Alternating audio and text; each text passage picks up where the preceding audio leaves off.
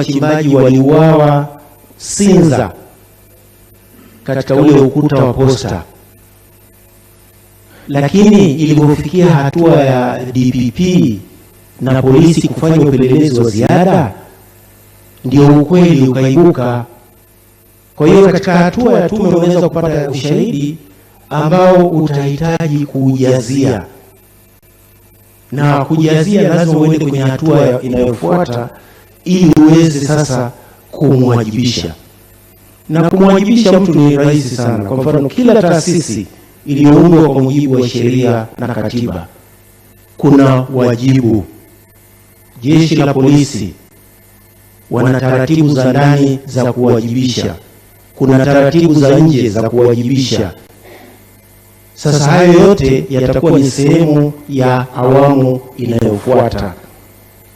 Na vile vile kuhusu kupokea ripoti kwamba ni ripoti ya rais, tukumbuke wote tunafahamu Mheshimiwa Rais amekuwa akisema kwamba ripoti hii itamsaidia katika maridhiano, katika majadiliano ya katiba.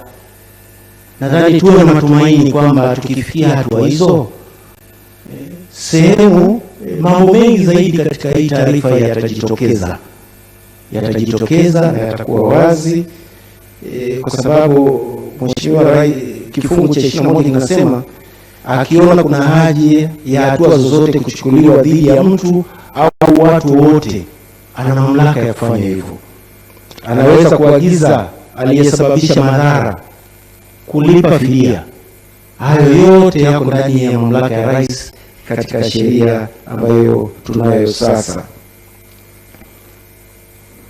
Hata swala la kuzuia taarifa isichapishwe, ukisoma kifungu cha 21 kifungu cha 3, Mheshimiwa Rais anaweza kuelekeza taarifa ya tume au sehemu yoyote ya taarifa hiyo isichapishwe. Na kuna mambo mengi siku hizi ya kuzingatiwa. Kuna taarifa binafsi nyingi sana za watu mle ndani, taarifa nyingi ambazo mashahidi wengine walituomba hawataki taarifa zao zitoke nje. Kwa hiyo hata kama ikifikia hatua ya kutoka, kuna mambo lazima hayatatoka kwa sababu ya kulinda, na kuna sheria ambayo inalinda taarifa binafsi, na tunaheshimu vile vile matakwa ya wale waliojitokeza. Kwa hiyo hayo ni maeneo ambayo tumeona vizuri ni tuyazungumzie. Na kuna watu wamempigia Mheshimiwa Mwenyekiti simu wakiomba kwamba pengine ifikie siku ambayo taarifa hii pamoja na picha zote za video iwekwe kwenye makumbusho ya taifa, kwa sababu matukio ya tarehe hizo 29 na siku zilizofuata baada ya miaka yanaweza kusahaulika, tukarudia makosa yale.